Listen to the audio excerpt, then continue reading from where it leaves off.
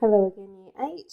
Last lesson we were finding the length of the hypotenuse and using Pythagoras Theorem to do that. Today we have rearranged the formula slightly differently because we are going to find one of the shorter sides. And I'm going to call my shorter side that I'm trying to find A. Now when you rearrange the formula, that will be the square root of h squared minus b squared. Okay, so remember I said there is two formulas that you need to learn.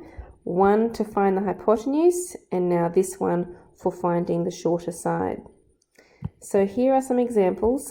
To find the shorter side in this triangle, first of all, we're going to memorize the formula by writing it down.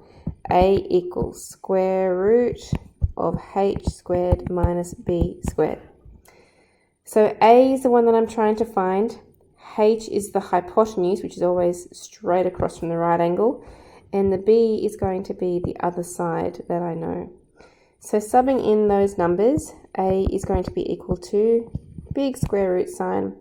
The hypotenuse is 2.6 squared minus the B, which is 1 squared. So on the calculator, we type that in. 2.6 squared minus 1 squared equals 2.4. So A equals 2.4, and we write down the units, which is centimeters. Okay, question 2. Again, we're trying to find the shorter side A here. So the 17 is the hypotenuse, and B is going to be the 15. So the formula is A equals big square root sign, hypotenuse squared minus B squared.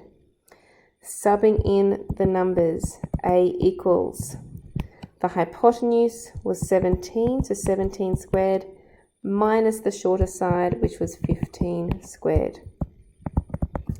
And into the calculator. So square root 17 squared minus 15 squared equals exactly 8 kilometers. And one more time. To find this shorter side, the 40 is the hypotenuse and the 29 is going to be B, which is the shorter side. So the formula is A equals big square root sign, hypotenuse squared minus B squared.